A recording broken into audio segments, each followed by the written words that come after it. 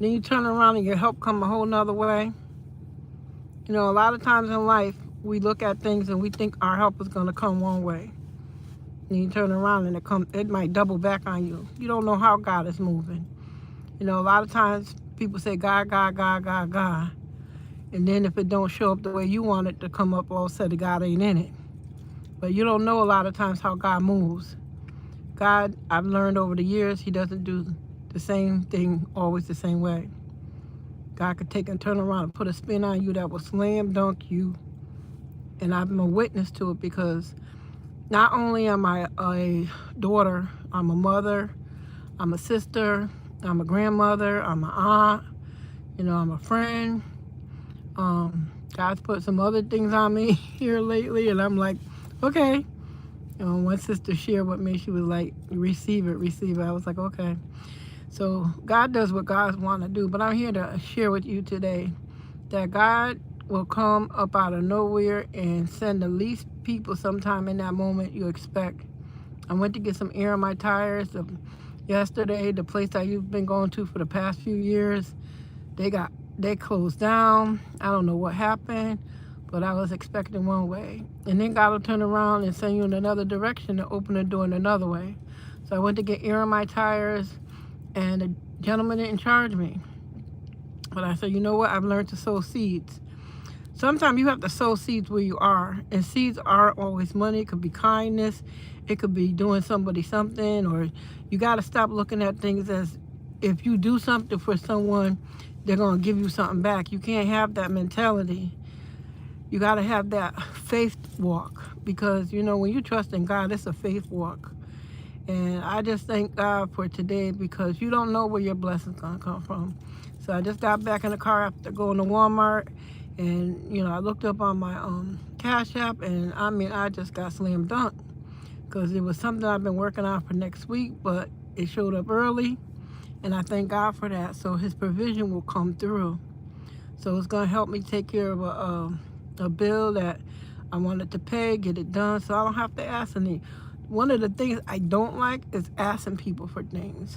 And not that I don't want to, but you just get to the point of you don't want to exhaust people. Sometimes people don't have it to lend you or to give you. But I know that as I stay studying the Lord, he always provides. And the way he does it, he doesn't leave you in debt. So I thank God for the person that he sent to be that blessing to me for next week so I could get it done a week early. And I'm excited about it. So I got my tires done today. I got my blessings for my provision for today because he says in his word that our benefits are renewed daily. So you never know how God is coming. Just be encouraged. Keep going. Keep going. There's another thing I wanted to share with the people of God today that a lot of people are ending up sick in a lot of different things and they're going through things in their body. And I want to encourage you to begin to watch the food you eat. Watch who you eat from and where you eat from. And I'm talking about in the grocery stores when you go and you're shopping, you're buying a lot of processed foods, leave those processed foods alone. A lot of people are ending up with all kind of stomach problems, digestive problems, and we have to begin to eat from the natural, from the whole. People say, well, I don't have time to cook. You can meal prep. You can take and go and you could take and get the raw food and then you cook it yourself or get somebody to do it for you, pay them to do it, but stop eating this processed food. You got to stop eating out that stuff. You may not think it's going to affect you, but when I look back over my life, I've been eating off for years since I was a little kid. You know, when fast food was becoming famous back in the latter 50s and 60s, people were coming accustomed to eating out in the aspect of fast food. So my mom would take us, we would be so excited, didn't know it was going to catch up with me years later. So, you know, the fast food, the Subways, the Burger Kings, the McDonald's, a lot of that stuff is processed. So they may get it from the raw, if they get it from the raw, but then they're using chemicals to take and try to mix it up. You know, I was sharing with my son last night. He called me and he was like, Mom, I've been going for the past couple of weeks through some stomach problems. He's like 36, 37, ultimate health. But he said, I've been going through some things trying to get rid of one problem and, you know, creating another problem for himself. I got a daughter who's been going through sickness in the past month, walking her through this digestive system. If you have a lot of gas, please watch this eating fast. Don't eat fast. You got to eat slow. You got to chew your food. It may take a while. If everybody else is done at the table, that's good, but it might take you a little bit longer. Don't eat fast. Don't eat on the run. Don't eat. And there's a whole lot of don'ts I'm going to say because I did a lot of the don'ts. So I'm learning now to take and sit at the table and then eat slowly, cook my own food, and watch what I put in it. You could go to the natural food stores. You could look around in the grocery stores and get stuff. You could begin to make your own breads. I have another daughter. She does sourdough bread. Her and her husband, they're trying to get their health together. It's not to not want you to have quick food. You just have to watch the food you're eating. They're putting so many different chemicals in it. They're coming up with all kind of flavors. Stop eating that food people just putting together and selling it. Leave those energy drinks alone. It may not affect you now, but like I said, down the road, I'm talking about 50 years later for myself. Even more, 50 or more, I'm 63. But you gotta begin to look at what you're eating every day on a daily basis when it's not chiming up with your system. And you need antacids, the Tums, the Pepto-Bismol, all of those things we won't need to do if we stop eating fast food and begin to eat from the raw. You might not like how it tastes in the beginning. I'm gonna tell you, I hated it. I did not like some of that foods, the taste of lemons and kale and all of that stuff. My mom was a healthy cooker, yet at the same time, when we ate out, we said, okay, we're going out, we're gonna get something to eat out. Try to eat before you go out so that when you get in the store, all of a sudden you're not picking up all the chips and the cakes. That's processed sugar. That processed sugar will make you get a problem and what they call brain fog. All of a sudden you can't remember, where did I put this? Where did I put that? That processed sugar begins to take and mess with your mind and your brain and stuff. And now all of a sudden you're not remembering things. Just basic, easy, simple things. The white flour, the white rice. Try to go brown. I've learned to make some good brown rice. I might use a broth or something with it, or some spices, some herbs. And then you get the recipes. You could ask people for their recipes and begin to eat healthy food. This generation we're living in now, and this time we're living in now, it's about quick money, fast money, and how quick you could get it. Don't care about nobody's health, because it's not them. And then if it is them, then they don't care because they have the resources to take and go to all kind of doctors. But then if the doctors tell you something that's not good for you, you ready to take it. You gotta do research for yourself. You gotta wanna get better and heal and not be sick. You don't wanna get to my age and all of a sudden, I remember when I turned 50, I saw more people pushing walkers and O2, and I said to myself, I may be heavy, and I always thought it was my weight, but at the same time I learned that, you know what, it was the foods I was consuming and the thought process and thinking. You have to think better about yourself. You have to everybody wants quick. You want the quick money, the quick houses, the quick clothes, the quick cars, but you're not thinking about you as your temple, your body that God made, so that you could begin to take and really be able to live a better life in good health, better health.